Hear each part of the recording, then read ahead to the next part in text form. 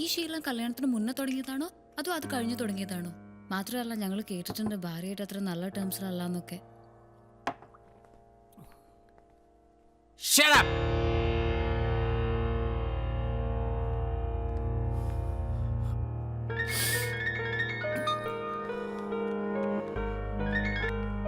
ഞാൻ പറഞ്ഞില്ലേ എന്നെ ഇങ്ങോട്ട് വിളിക്കേണ്ടത്. ഞാൻ വരുന്നുണ്ട്. സോറി സർ, ഇനി ഞാൻ പേഴ്സണൽ ക്വസ്റ്റ്യൻസ് ചോദിക്കില്ല.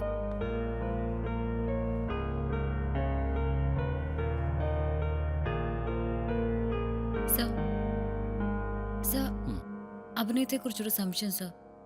ഒരു നടനും കഥാപാത്രവും തമ്മിലുള്ള ബന്ധം എന്താ സർ? നടനും കഥാപാത്രവും തമ്മിലുള്ള ബന്ധം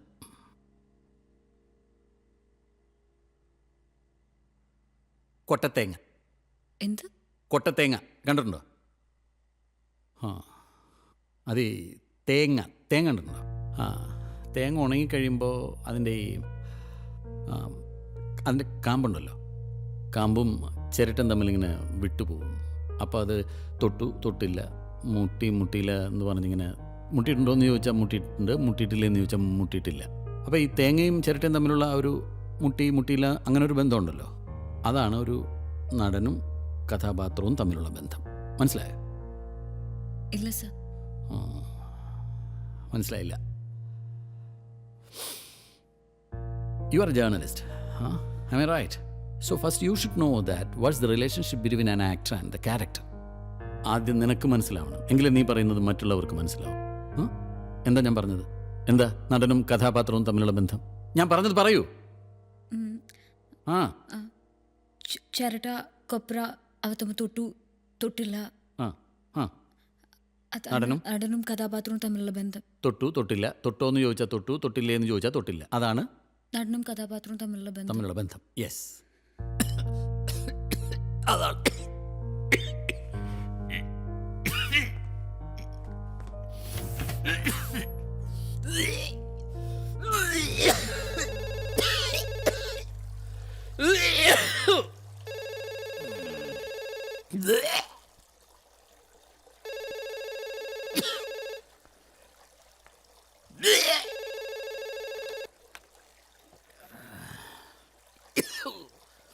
ഹലോ, ഇന്നെങ്കിലും അയാളെ നിന്ന് വിട്.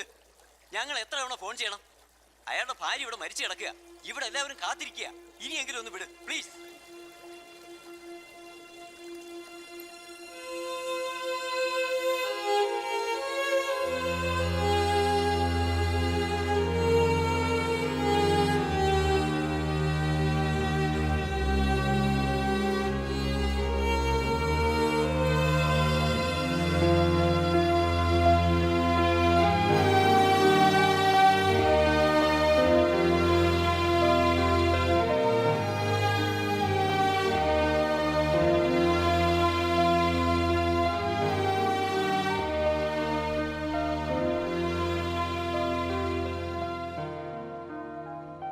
നിങ്ങൾ എന്തിനാ വിഷമിക്കുന്നേ?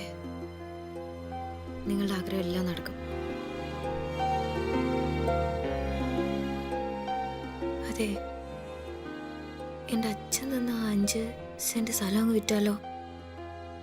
ഒരു ചെറിയ പടം എടുക്കാം.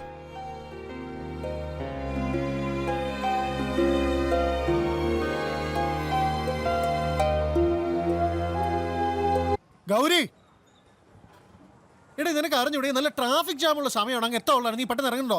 വേഗം വാ മമ്മി. ഒന്ന് വിളിക്കടേ, എന്തോ ചുമ്മാ കുറെ നേരമല്ല. ഒന്ന് പോയി വിളിച്ചാ മച്ചേ. മമ്മി,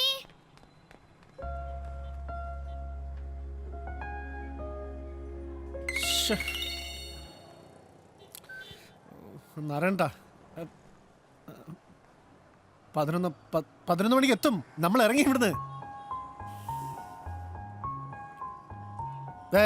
ഇറങ്ങി തരേണ്ട, എത്തിപ്പോയി. ഗൗരി, നീ ഒന്ന് എഴുന്നള്ളൂ. പ്രിയപ്പെട്ട സുഹൃത്തുക്കളെ, ചലച്ചിത്ര സ്നേഹികളെ, മാധ്യമപ്രവർത്തകരെ, അറിയാവുന്ന ഭാഷയിൽ പരിമിതികൾക്കകത്ത് നിന്ന് ചെയ്ത ഈ ചെറിയ ചലച്ചിത്ര സംരംഭം നിങ്ങളുടെ മുന്നിൽ നിന്ന് പ്രദർശിപ്പിക്കുകയാണ്. ഈ യാത്രയിൽ എന്നോടൊപ്പം ഉണ്ടായിരുന്നത് വളരെ ചുരുക്കം ചില പേരാണ്. അവരോട് നന്ദി. ഈ സിനിമയെക്കുറിച്ച് എനിക്ക് ഒന്നും തന്നെ സംസാരിക്കാനില്ല.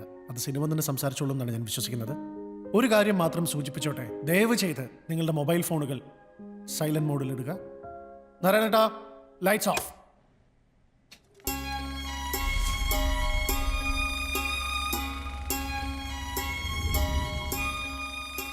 കണ്ണാടി കാണാത്തവരുടെ കഥയാണിത്. ഒരു പഴയ കഥ, ഒരു മുല്ലാക്കഥ. ചുട്ടു പഴുത്ത് കിടക്കുന്ന ഈ പാറക്കൂട്ടങ്ങൾക്കിടയിലൂടെ അങ്ങാടിയിലേക്ക് പോകുന്നൊരു വഴിയുണ്ടായിരുന്നു അക്കാലത്ത്. ആ വഴി പോകുന്ന വണിക്കുകൾക്കും യാത്രക്കാർക്കും ഒരത്താണിയായിരുന്നു ആ രണ്ടുപേരും. കൊടും ചൂടിൽ ദാഹിച്ചു വലഞ്ഞു വരുന്നവർ തണ്ണീരിൻ്റെ തണുപ്പറിഞ്ഞിരുന്നത് അവരുള്ളത് കൊണ്ടായിരുന്നു. അത് പ്രതിഫലേച്ഛയില്ലാതെ അവർ ചെയ്തും പോന്നിരുന്നു.